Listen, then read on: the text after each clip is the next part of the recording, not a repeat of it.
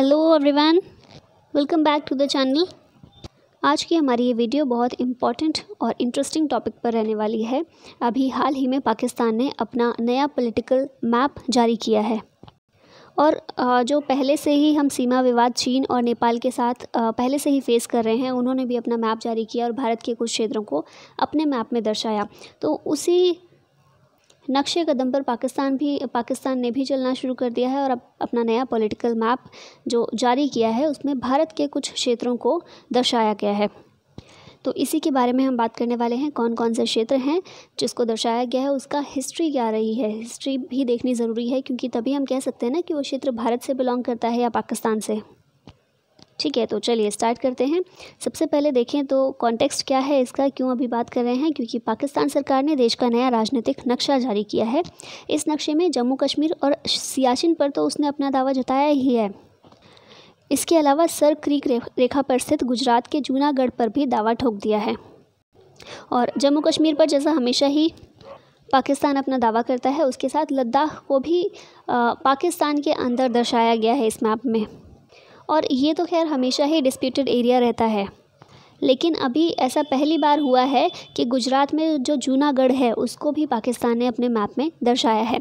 विशेषज्ञों का कहना है कि पाकिस्तान ने ये कदम जानबूझकर उठाया है क्योंकि जम्मू कश्मीर से 370 धारा हटाए हुए अनुच्छेद 370 जो था उसको हटाए हुए 1 साल पूरा हो गया है।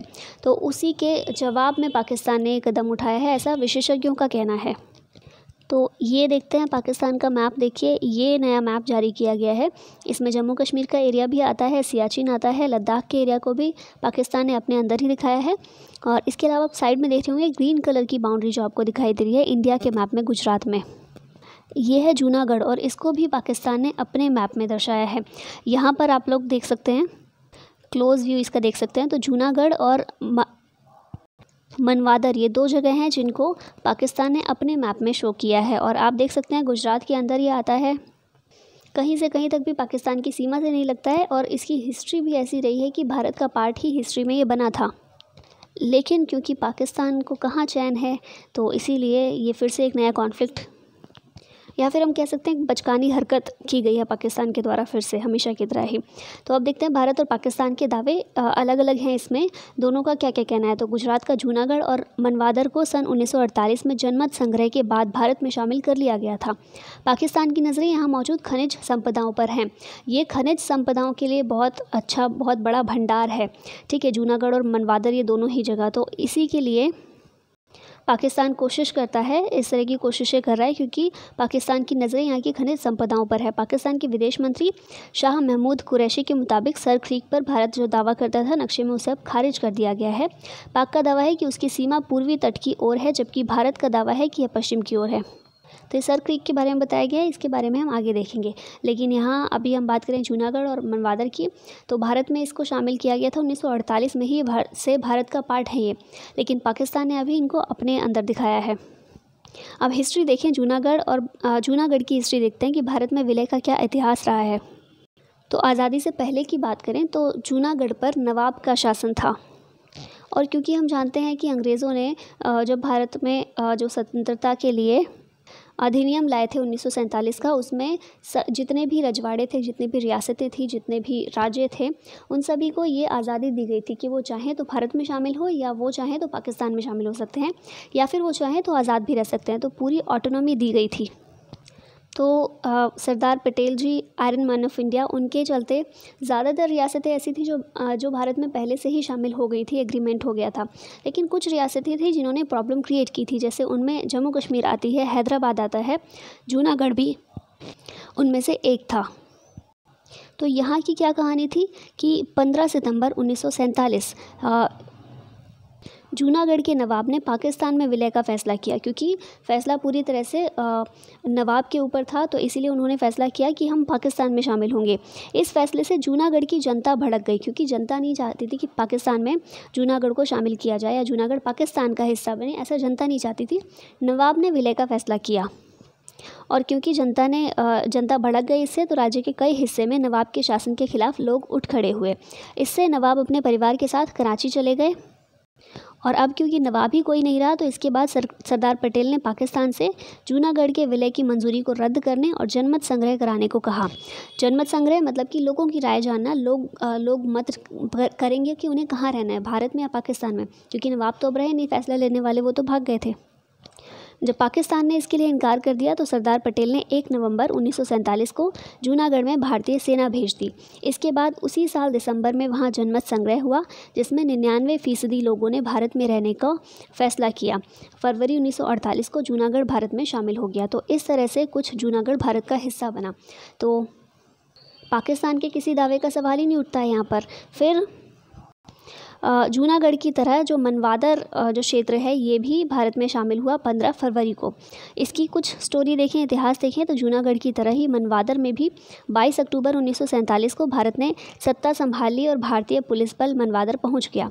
यहाँ के खान साहिब गुलाम मोइनुद्दीन खानजी ने भी पाकिस्तान में शामिल होना स्वीकार कर लिया था। हालांकि जूनागढ़ के अंतर्गत आने की वजह से मनवादर के पास इसका अलग अधिकार नहीं था, यानी कि जूनागढ़ का ही एक ये हिस्सा है मनवादर। तो क्योंकि जूनागढ़ भारत में शामिल हो गया, जनमत संग्रह भारत के पक्ष में था, तो फिर मनवादर को भी अलग से ऑटोनॉमी नहीं थी, स्वतंत्रता नहीं थी कि वो चुन सके कहाँ जाना है। तो खान साहिब को सोनगढ़ में नज़रबंद कर दिया गया, यहाँ कार्यकारी प्रशासक को तैनात कर दिया गया और फिर राय शुमारी कराई गई जिसमें भारत के समर्थन में वोट पड़े। इसके बाद 15 फरवरी 1948 को इसका भारत में विलय हो गया। तो इस तरह से फरवरी 1948 में ही जूनागढ़ और मनवादर दोनों का ही भारत में विलय हो गया और वहाँ की जनता की इच्छा से हुआ, जनमत संग्रह के आधार पर हुआ। उस समय की आप ये एक पिक्चर भी देख सकते हैं यहाँ पर। अब आगे अभी हमें ये तो समझ में आ गया कि जूनागढ़ और जो मनवादर को दिखाया गया है पाकिस्तान के मैप में शो किया गया है, तो वो तो पाकिस्तान की पूरी तरह से एक बचकानी हरकत है, क्योंकि बहुत क्लियर है कि ये दोनों ही क्षेत्र भारत का हिस्सा हैं, इतिहास से ही रहे हैं और तो इसलिए उसका कोई मायने नहीं है। अब एक विवाद उसी क्षेत्र में, क्योंकि गुजरात के एरिया की बात की जा रही है, गुजरात में है, तो गुजरात के एरिया के पास ही, गुजरात के आसपास ही सर क्रीक विवाद भी है, एक जो भारत और पाकिस्तान के बीच में है। जम्मू कश्मीर के अलावा ये एक विवाद भी है जो काफ़ी बड़ा विवाद है, सीमा विवाद है दोनों के बीच में। तो इसके बारे में भी जान लेते हैं, काफ़ी इंपॉर्टेंट है।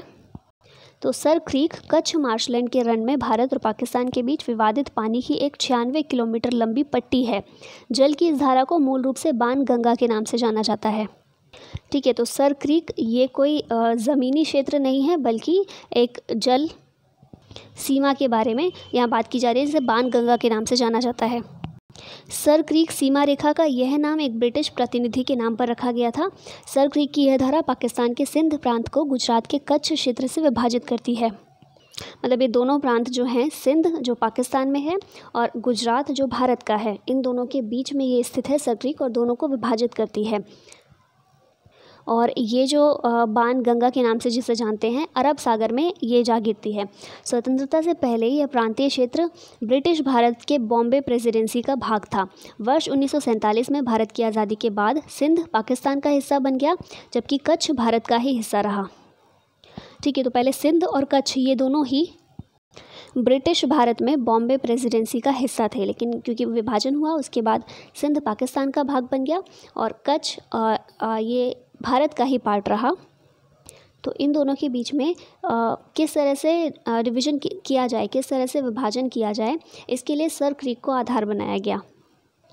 आगे देखें तो पाकिस्तान द्वारा प्रस्तुत दावों के अनुसार वर्ष 1914 में तत्कालीन सिंध सरकार और कच्छ के राव महाराज के बीच हस्ताक्षरित बम्बई सरकार संकल्प यानी कि बॉम्बे गवर्नमेंट रेजोल्यूशन हुआ था, जिसके अनुच्छेद 9 और 10 के अनुसार पूरे क्रीक क्षेत्र पर उसी का अधिकार है, यानी कि पूरे क्रीक क्षेत्र पर पाकिस्तान का अधिकार है।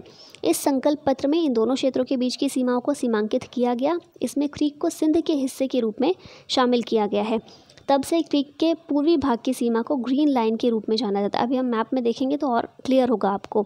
इस संबंध में भारत का दावा यह है कि वर्ष 1925 में बनाए गए एक अन्य मानचित्र में दोनों देशों के बीच एक मध्य चैनल को दर्शाया गया था, जिसे वर्ष 1924 में एक मध्य चैनल पिलर यानी कि मिड चैनल पिलर्स की स्थापना के माध्यम से कार्यान्वित किया गया था। तो इस तरह से ये जो विवाद है, पाकिस्तान 1914 वाला जो मैप जारी हुआ था और जो संधि हुई थी उसको मानता है, और भारत 1925 में जो मानचित्र जारी किया गया था उसको मानता है। अब कौन सी लाइन के बारे में बात हो रही है, ग्रीन लाइन और मिड चैनल, तो उसके बारे में देखते हैं। तो यहाँ आपको मैप में दिख रहा होगा, ये जो ग्रीन लाइन आपको दिखाई दे रही है, ये एक्चुअली ये पूरा जो जल का चैनल है ये सर क्रीक है, ठीक है। ऊपर की साइड है सिंध, नीचे की साइड है रन ऑफ कच्छ। अब इसमें दो लाइन आपको दिख रही होंगी, एक रेड लाइन है और एक ग्रीन लाइन है। तो जो ग्रीन लाइन है पाकिस्तान इस लाइन को मानता है, और अगर ग्रीन लाइन को माना जाए तो जो पूरी सर क्रीक है या पूरी बाणगंगा है ये पाकिस्तान के क्षेत्र में है, और ये 1914 के आधार पर पाकिस्तान मानता है। लेकिन 1925 में एक मानचित्र या फिर एक मैप जारी किया गया था जिसमें एक मिड लाइन या फिर एक मिड चैनल के बारे में बात की गई थी। तो रेड लाइन जो आपको दिखाई दे रही है ये इंडिया इसके बारे में बात करता है कि ये एक मिड चैनल है जो कि दोनों को बराबर बराबर भागों में बांटती है। तो भारत के अनुसार सर क्रीक की जो सीमा रेखा है वो रेड वाली है, पाकिस्तान के अनुसार ग्रीन वाली है। इसी तरह से दूसरे मैप में भी सेम वही चीज़ दिखाई गई है। जो डॉट, रेड डॉट में जो लाइन है वो भारत क्लेम करता है इसको, और जो पर्पल कलर में जो लाइन आपको दिख रही है ये पाकिस्तान इसे क्लेम करता है। और इसके ऊपर ब्लैक जो लाइन है ये अंतर्राष्ट्रीय सीमा रेखा है भारत और पाकिस्तान के बीच। इसके बाद फिर ये जल सीमा शुरू हो जाती है कच्छ और सिंध को अलग करते हुए। तो यहाँ पर ये प्रॉब्लम है, यहाँ पर ही विवाद है जिसे कहते हैं सर क्रीक विवाद। तो गुजरात के क्षेत्र में ये एक विवाद पहले से ही था, सर क्रीक सीमा विवाद, और अब एक नया पाकिस्तान ने पता नहीं कहाँ से लेकर आया है पाकिस्तान। जूनागढ़ जो गुजरात में है, जूनागढ़ और मनवादर, इन दोनों को भी पाकिस्तान ने अपने मैप में शामिल किया है, जो कि बिल्कुल भी रिलेवेंट नहीं है कहीं से भी, ठीक है। तो ये था पूरा मुद्दा जो अभी हुआ है। आई होप करंट अफेयर में आपने थोड़ा बहुत इसके बारे में पढ़ा ही होगा, हमने यहाँ पर डिटेल में कर लिया है। So this is all about